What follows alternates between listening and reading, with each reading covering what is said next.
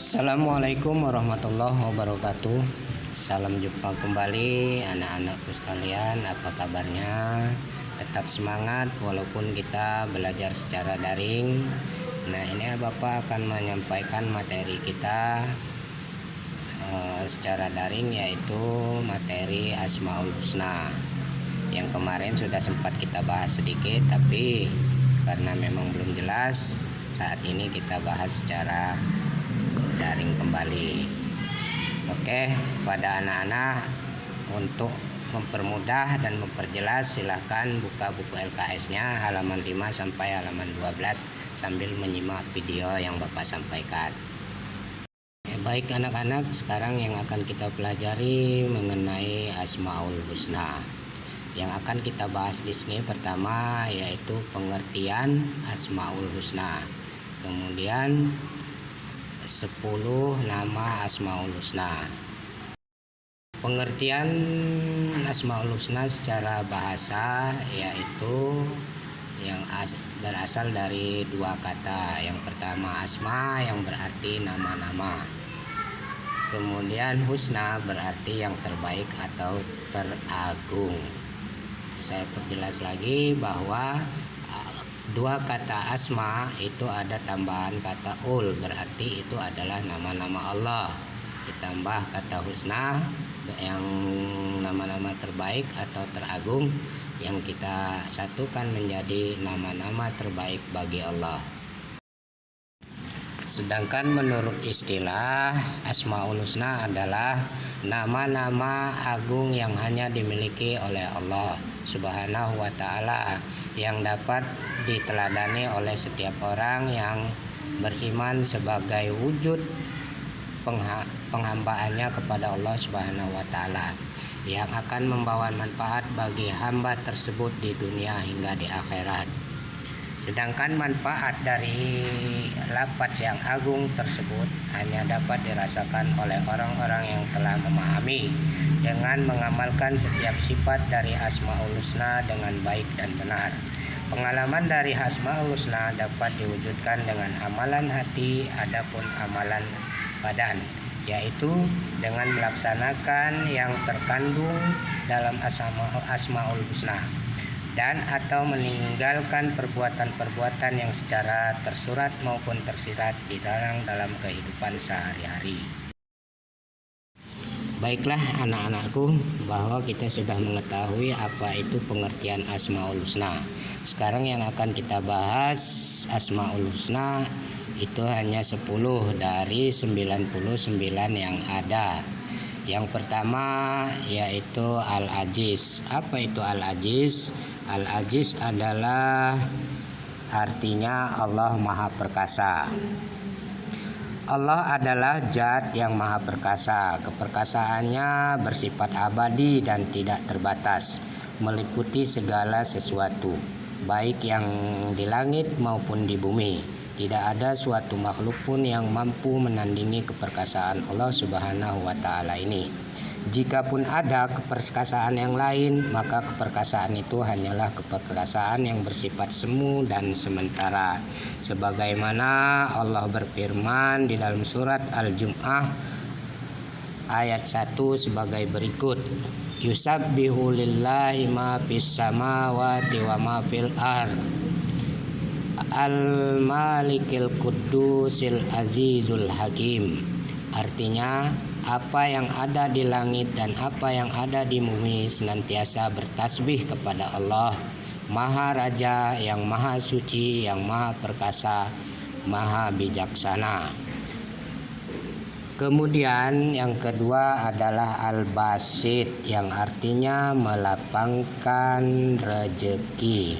Yang dimaksud Al-Basit yaitu di samping membukakan pintu maghfirah kepada hamba-hambanya yang terlanjur berbuat dosa, Allah Subhanahu wa ta'ala juga memberikan kelapangan rezeki kepada hamba-hambanya sebagai bentuk rahmatnya yang lain. Namun demikian, selain melapangkan rezeki seseorang hamba, terkadang Allah Subhanahu wa Ta'ala juga menyempitkan rezeki hamba yang lain, seperti telah difirmankan dalam surat Ar-Ra'd ayat 26 di bawah.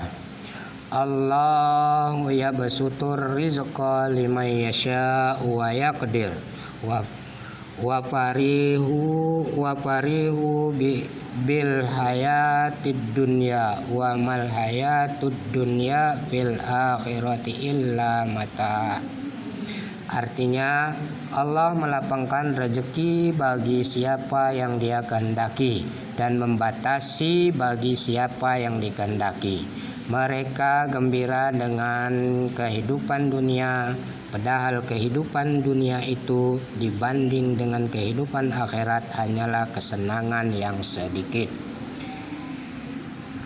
Kemudian yang ketiga adalah Al-Ghani, yang artinya maha kaya. Bahwa Allah Subhanahu wa Ta'ala zat yang maha kaya, berarti kekayaannya tidak terbatas, tidak memerlukan apapun dan siapapun, sebagaimana firman Allah Subhanahu wa Ta'ala, wa'alamu annallaha ghaniyun hamid, dan ketahuilah bahwa Allah maha kaya lagi maha terpuji. Kemudian nomor 4 adalah Ar-Ra'ub, yang artinya maha pengasih. Kasih sayang Allah Subhanahu wa Ta'ala terbagi untuk semua hambanya. Allah Subhanahu wa Ta'ala tidak pernah menyia-nyiakan manusia. Wa ma kana Allahu liyudi'a imanakum innallaha bin-nasi laraufur rahim.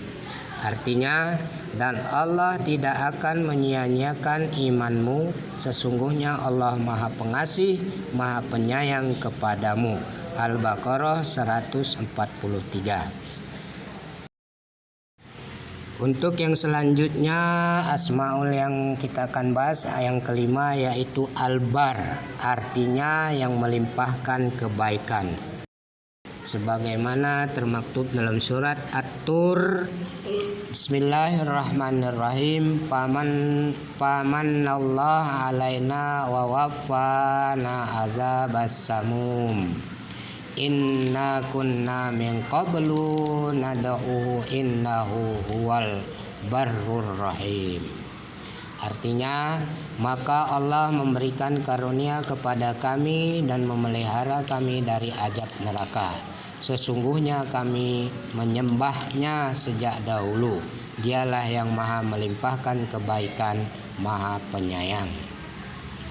Kemudian untuk yang nomor 6, Al-Fatah, artinya yang maha memberikan keputusan.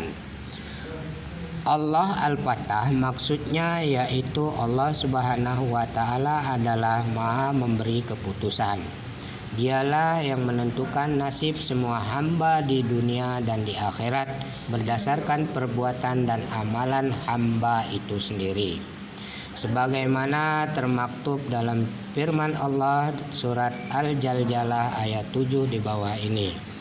Famay ya'mal misqala dzarratin khairan yarah wa may ya'mal misqala dzarratin sarran yarah. Yang artinya, barang siapa yang mengerjakan kebaikan sebesar zarah pun, niscaya dia akan melihat balasannya. Dan barang siapa yang mengerjakan kejahatan seberat zarah pun, niscaya dia akan melihat balasannya pula. Untuk yang berikutnya, yaitu yang ketujuh, Asmaul Husna Al-Adl, yang artinya maha adil.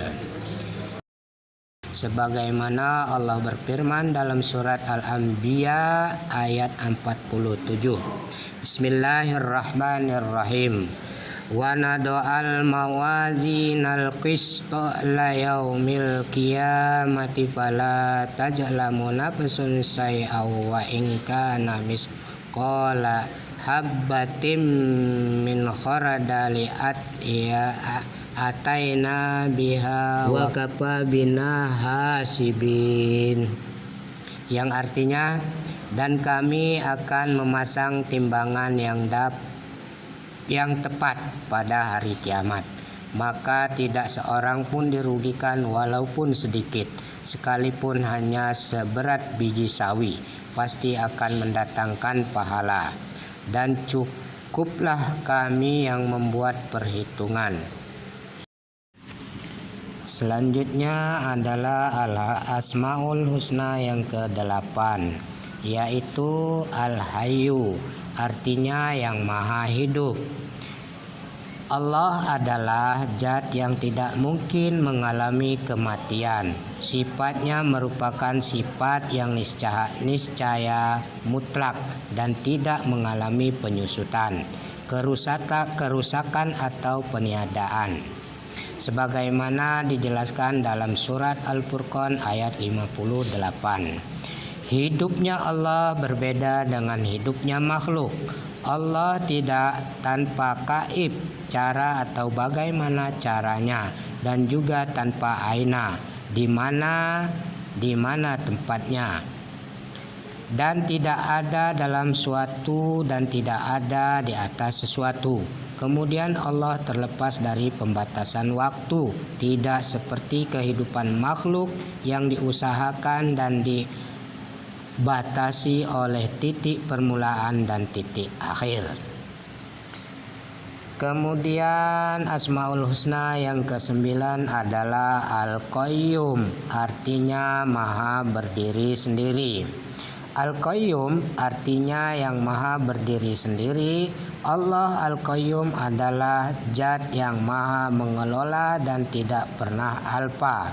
Al-Qayyum juga memiliki makna memelihara, mengaktualisasi, mengatur, mendidik, mengawasi, dan menguasai sesuatu. Sebagaimana firman Allah di dalam surat Al-Baqarah ayat 255. Bismillahirrahmanirrahim. Allahu la ilaha illa huwal hayyul qayyum, yang artinya Allah tidak ada Tuhan yang berhak disembah melainkan Dia yang hidup kekal lagi terus-menerus mengurus makhluknya. Yang terakhir Asmaul Husna yang ke-10 yaitu Al-Latif, artinya maha lembut dan halus.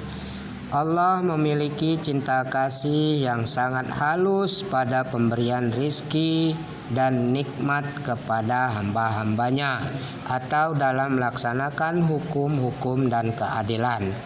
Allah berfirman sebagai berikut. Allahu latifu bi ibadih yarjuku may yasha wa huwal qawiyul aziz, yang artinya Allah maha lembut terhadap hamba-hambanya. Dia memberi rezeki kepada yang Dia kehendakinya, dan Dialah yang maha kuat lagi maha perkasa. Demikian anak-anakku, bahwa Asmaul Husna itu adalah nama-nama yang baik bagi Allah, yang jumlahnya itu ada 99. Namun yang kita bahas tadi itu hanya 10. Mudah-mudahan dengan pembahasan ini anak-anakku semua bisa memahami dan bisa mempraktekkan, mengamalkan dalam kehidupan sehari-hari.